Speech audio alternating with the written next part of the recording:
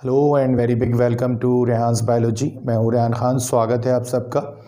BSc third year के student के लिए पिछले कुछ वीडियोस में हमने ज़ूलॉजी फर्स्ट पेपर जो कि अप्लाइड एंड इकोनॉमिक ज़ूलॉजी का पेपर है, काफ़ी सारे वीडियोस अपलोड किए हैं। उम्मीद है आपको पसंद आए होंगे और आपने काफ़ी अपना सिलेबस कवर किया होगा उन वीडियोस के थ्रू। आज इस वीडियो में हम बीएससी थर्ड ईयर के ज़ूलॉजी फर्स्ट पेपर के क्वेश्चन पेपर के बारे में डिस्कशन करेंगे। ये एक गेस्ट पेपर है और आप अगर बेहतर ढंग से अपने ज़ूलॉजी फर्स्ट पेपर में स्कोर करना चाहते हैं तो इस पेपर में जो क्वेश्चंस गेस किए गए हैं, जो टॉपिक्स आपके लिए इम्पोर्टेंट के तौर पर गेस किए गए हैं, आप उनको तैयार कीजिए, बेहतर ढंग से तैयार कीजिए। जहां ज़रूरत हो वहां पर ज़रूर डायग्राम दीजिए और उम्मीद करेंगे कि आपको बहुत बेहतर स्कोर मिलेगा इस पेपर में। और जो पिछले वीडियोस में हमने टॉपिक डिस्कस किए थे उनमें से काफ़ी सारे क्वेश्चंस जो हैं, काफ़ी सारे टॉपिक्स इंपॉर्टेंट क्वेश्चंस के तौर पर, टॉपिक्स के तौर पर इस पेपर में शामिल किए गए हैं। जिन टॉपिक्स के बारे में अभी तक वीडियोस अपलोड नहीं किए गए थे, अगले कुछ दिनों में हम उनके बारे में भी वीडियोस अपलोड करेंगे। ये अब आपके लिए बहुत हाई टाइम है कि आप अपने एग्ज़ाम के, थ्योरी एग्ज़ाम के बारे में सोचना शुरू करें, प्रिपरेशन उसके लिए बहुत बेहतर ढंग से स्टार्ट करें। तो ये आपके लिए एक हेल्प टूल के तौर पर एक गेस्ट पेपर हमने एक डिज़ाइन किया है। और ख़ास तौर से ये question paper MJP Rohilkhand university से एफिलेटेड कॉलेजेस के स्टूडेंट के लिए है।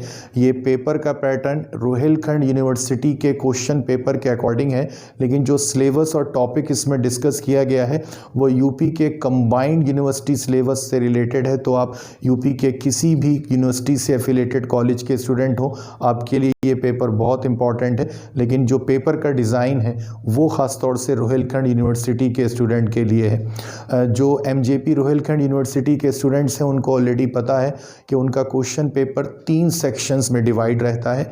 एक सेक्शन ए, पहला पार्ट जो है क्वेश्चन पेपर का, जिसमें हम देखते हैं कि लॉन्ग क्वेश्चंस आपसे पूछे जाते हैं। आपको लगभग 6 क्वेश्चंस दिए होते हैं उसमें, और ऑप्शन के तौर पर आपको इंटरनल चॉइस मिलती है हर क्वेश्चन में, तो आपको 3 क्वेश्चन अटैम्प्ट करना होते हैं। चूँकि बीएससी थर्ड ईयर में आकर रोहिलखंड यूनिवर्सिटी के स्टूडेंट के लिए ऑप्शन रहता है कि वो 2 कोई सब्जेक्ट चूज़ करें, तीसरा सब्जेक्ट वो छोड़ सकते हैं। तो चूँकि उनके पास 2 सब्जेक्ट हैं और उनके क्वेश्चन पेपर अब 50 मार्क्स ईच हैं, तो उनके लिए जो लॉन्ग क्वेश्चन है वो 10 मार्क्स के होंगे। तो 10 मार्क्स के आपको 3 क्वेश्चन अटैम्प्ट करना है सेक्शन ए में, जो आपको 6 क्वेश्चन दिए होंगे उनमें से कोई 3 क्वेश्चंस। दूसरा सेक्शन जो होगा वो सेक्शन बी होगा, जिसमें शॉर्ट नोट्स होंगे, और सेक्शन सी में ऑब्जेक्टिव क्वेश्चंस होंगे। आज इस वीडियो में हम सेक्शन ए और सेक्शन बी को डिस्कस करेंगे ज़ूलॉजी फर्स्ट पेपर के।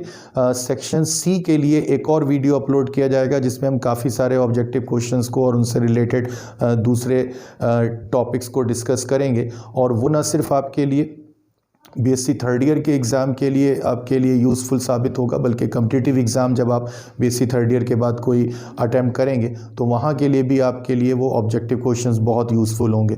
तो आइए शुरू करते हैं इस वीडियो को। और प्लीज़ जिन लोगों ने अभी तक रेहान्स बायोलॉजी को सब्सक्राइब नहीं किया है, प्लीज़ सब्सक्राइब कीजिए और देखते रहिए इस चैनल को। आपको बहुत सारे अपने लिए यूज़फुल इंपॉर्टेंट टॉपिक्स जो हैं ज़ूलॉजी और बॉटनी में आपको इन वीडियोज़ में देखने को मिलेंगे, जो हम बराबर आपके लिए अपलोड करते हैं। आइए शुरू करते हैं इस वीडियो को।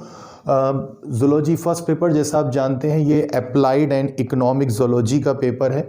और जो आपने पिछले वीडियोस में कुछ टॉपिक्स पढ़े हैं उसमें से यहाँ पर कई टॉपिक्स आपके लिए इम्पॉर्टेंट हैं। और जैसा अभी आपसे कहा कि जो एमजेपी रोहिलखंड यूनिवर्सिटी के स्टूडेंट हैं उनके लिए जो पेपर का पैटर्न है उसमें सेक्शन ए जो है पेपर का, वो लॉन्ग क्वेश्चंस का पेपर सेक्शन होता है, जिसमें 6 क्वेश्चंस दिए होते हैं, आपको उसमें से कोई 3 करना होते हैं। तो यहाँ पर जो आपके लिए क्वेश्चंस हैं, देखिए पहला क्वेश्चन जो आपके लिए यहाँ पर है, right down the life cycle, pathogenesis and control methods of trypanosoma. आप जानते हैं ऑलरेडी, हमने कुछ वीडियोस में पहले ये डिस्कस किया है टॉपिक।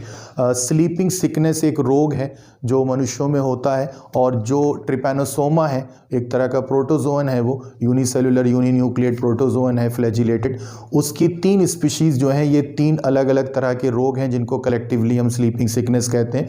ट्रिपैनोसोमा गैम्बियंस, ट्रिपैनोसोमा रोडेशियंस और ट्रिपैनोसोमा क्रूजाई।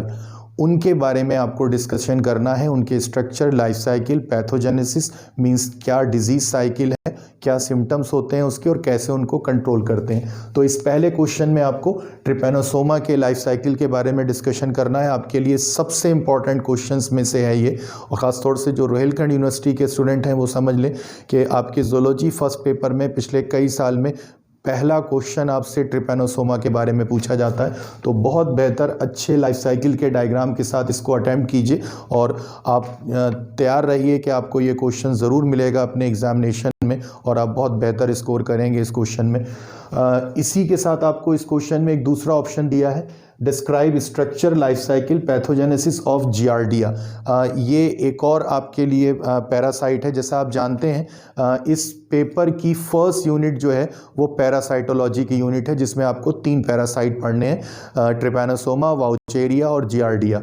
तो उनमें से ये जियार्डिया दूसरा पैरासाइट है जो जियार्डियासिस नाम का रोग मनुष्यों में उत्पन्न करता है। तो आपको इसका स्ट्रक्चर, लाइफ साइकिल और पैथोजेनेसिस जो है मींस डिजीज साइकिल और उसके सिम्टम्स और साथ में उसका कंट्रोल मेथड, ये आपको यहाँ पर डिस्कस करना है। तो ये हमारे लिए पहला क्वेश्चन था जिसमें 2 ऑप्शन थे, आपको ट्रिपैनोसोमा या जियार्डिया में से कोई एक टॉपिक आपको जो है वो अटेम्प्ट करना होगा। ये हमारा गैस है, ये हमारी तरफ से आपके लिए एक गेस वर्क है कि आपको अगर ये 2 टॉपिक तैयार करें हैं आपने, तो आप उम्मीद रखिए कि आपको इसमें से एक टॉपिक ज़रूर मिलेगा वहाँ पर, या हो सकता है आपको दोनों क्वेश्चन इसी तरह से मिले। और बेहतर डायग्राम के साथ अगर आपने अटेम्प्ट किया है तो आपको डेफिनेटली बहुत बेहतर मार्क्स मिलेंगे। सेकंड क्वेश्चन आइए देखते हैं, discuss life cycle, damage to crop and control of gandhi bug. जो ये सेक्शन है आपका पेपर का, इसमें आपको पैरासाइटोलॉजी के अलावा कुछ पेस्ट के बारे में भी पढ़ना है। उनमें से एक पेस्ट ये है गंधी बग, लेप्टोकोराइसा वेरिकॉर्निस, ये इसका ज़ूलॉजिकल नेम है। आमतौर पर इसको राइस बग भी कहते हैं। धान की फसल को नुकसान पहुंचाने वाला कीट है ये। उसके शरीर से एक बहुत ख़ास तरह की तेज गंध आती है, इसीलिए उसको गंधी बग कहते हैं, ज़ूलॉजिकली लेप्टोकोराइसा वेरिकॉर्निस। तो आपको इसका लाइफ साइकिल बताना है और इसके साथ में ये बताना है कि ये धान की फसल को किस तरह नुकसान पहुंचाता है, किस तरह से उसको डैमेज करता है और कैसे इसको कंट्रोल करेंगे। एक छोटा सा बहुत अच्छा सा आपके लिए एक लाइफ साइकिल है जो हमने पिछले कुछ वीडियोज़ में डिस्कस किया था, और जिन्होंने नहीं देखा हो प्लीज़ बीएससी थर्ड ईयर की आप प्लेलिस्ट में जाकर ज़रूर देखिए उस वीडियो को, और बहुत बेहतर उसके साथ एक डायग्राम भी आपको देना होगा। तो लाइफ साइकिल से रिलेटेड उसका एक डायग्राम भी वहाँ पर अपलोड किया गया था, उसको भी देखिए। और ये बहुत अच्छा एक छोटा सा टॉपिक है जो आप बहुत अच्छे से लिख सकते हैं। इसी क्वेश्चन में आपके लिए एक जो चॉइस है उसमें write an essay on social organisation, life cycle and damage caused by termites.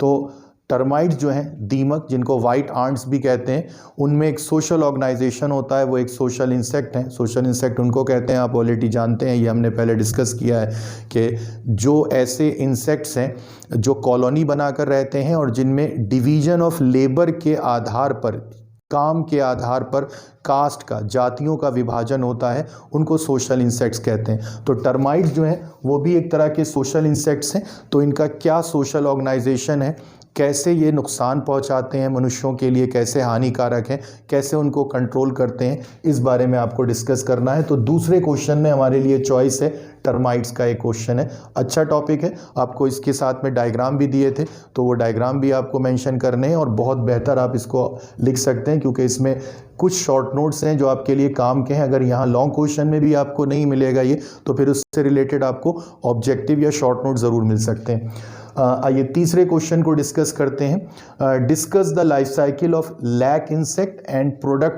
Production of lac. लाख के उत्पादन को डिस्कस करना है इस क्वेश्चन में, और लाख के कीट के जीवन चक्र को।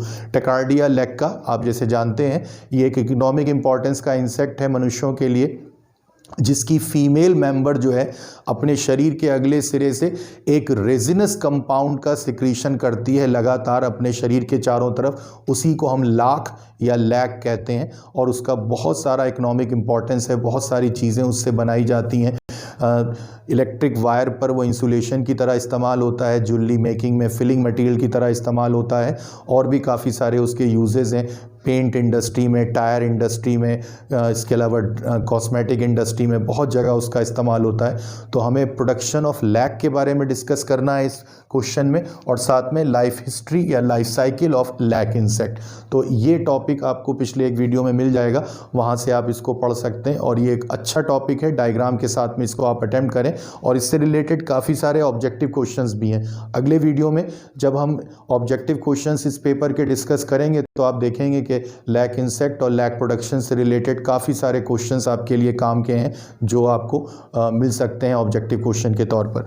इस क्वेश्चन में हमारे लिए जो दूसरी चॉइस है, right an essay on sericulture. Sericulture आपको ऑलरेडी पता है, रेशम के कीट को पालना और उससे रेशम का उत्पादन करना, ये सेरीकल्चर कहलाता है। रेशम उद्योग, रेशम संवर्धन।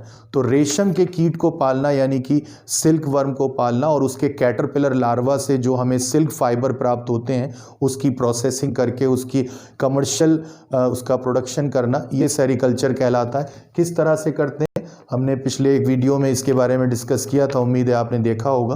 तो वो पार्ट हमें जो है वो यहाँ लिखना है। तो इसके साथ में आपको लाइफ साइकिल भी देना होगा सिल्क वर्म का, एक लाइफ साइकिल का डायग्राम भी उसके साथ दिया जाता है, और बाकी कैसे उससे सिल्क प्रोडक्शन होता है इसके बारे में डिस्कस करना होगा।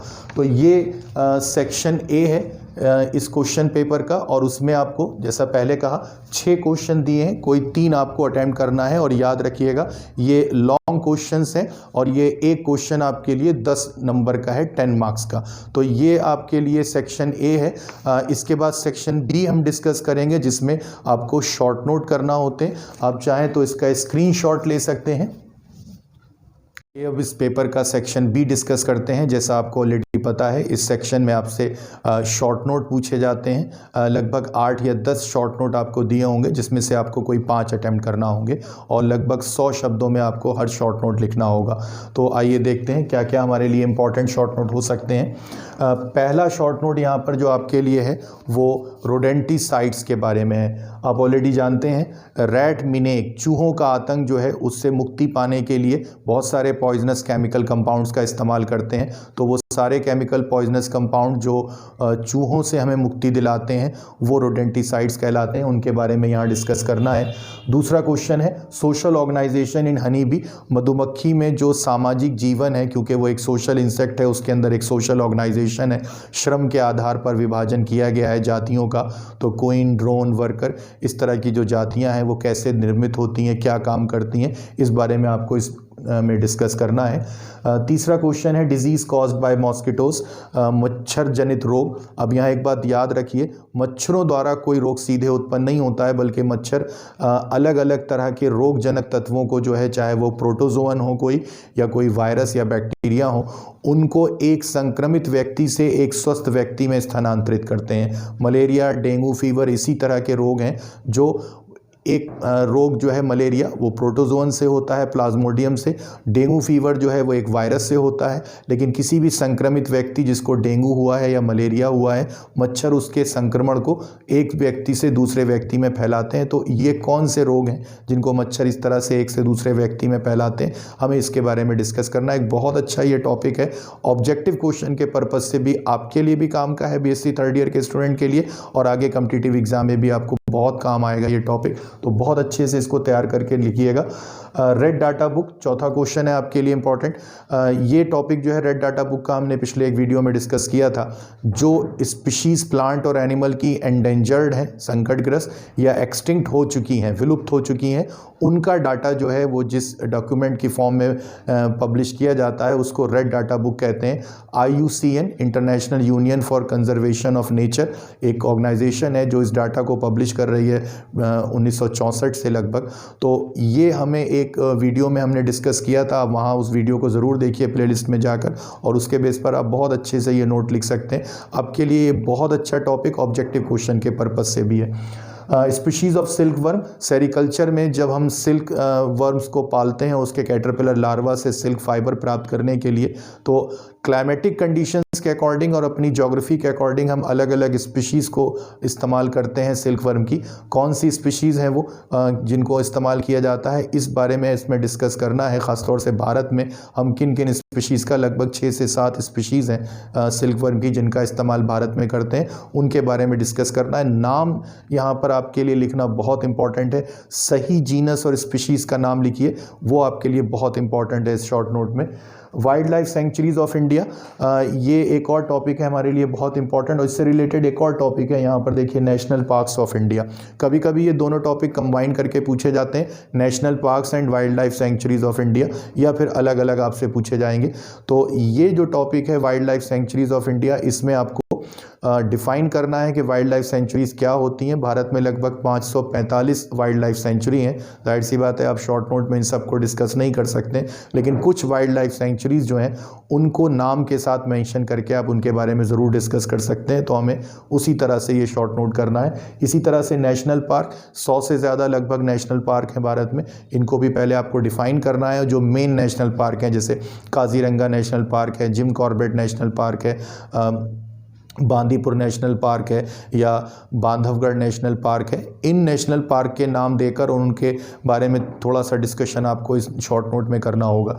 ये दोनों टॉपिक आपके लिए इसलिए बहुत इंपॉर्टेंट है कि शॉर्ट नोट के पर्पज़ से तो आपके लिए काम क्या है, डेफिनेटली आपसे पूछे जाएंगे, लेकिन इसके अलावा इनसे रिलेटेड ऑब्जेक्टिव क्वेश्चन भी एग्जाम में आते हैं। न सिर्फ आपके एग्जाम में, बल्कि थर्ड ईयर के बाद आप जब कोई कम्पिटिटिव एग्जाम फेस करेंगे, वहाँ पर भी आपको इकोलॉजी का जो सेक्शन होता है, वहाँ पर आपको इसके बारे में बहुत सारे ऑब्जेक्टिव क्वेश्चंस मिलेंगे। तो बहुत अच्छे से तैयार कीजिएगा। एक वीडियो आप देखिएगा, प्लेलिस्ट में आपको मिलेगा national parks and wild life sanctuary के नाम से, आप वहां जाकर उसको देखिए और उसके बेस पर आप बहुत अच्छे से ये टॉपिक कर सकते हैं। एक यहाँ पर एक और टॉपिक आपके लिए इंपॉर्टेंट है, एक्वाकल्चर, जलीय कृषि। एक पिछले वीडियो में हमने इसको डिस्कस किया था। अच्छा टॉपिक है, लगभग हर साल पूछा जाने वाला, तो इसको तैयार करिएगा। उम्मीद है आपको ये ज़रूर मिलेगा एग्जाम में।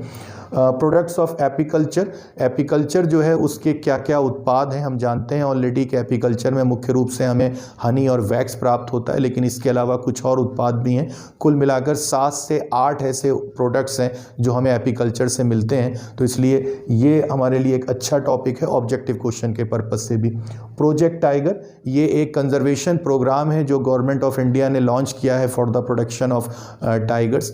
तो ये एक अच्छा नोट है और इससे रिलेटेड ऑब्जेक्टिव क्वेश्चन आपको अपने बीएससी थर्ड ईयर एग्जाम में भी और उसके बाद काफ़ी कॉम्पिटिटिव एग्जाम में भी आपको देखने को मिलेंगे।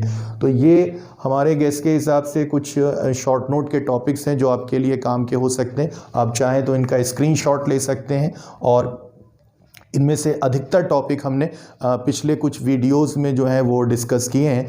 और फिर भी आपकी कुछ क्वेरीज अगर इन टॉपिक्स के बारे में है तो प्लीज़ कमेंट बॉक्स में जाकर कमेंट ज़रूर कीजिएगा।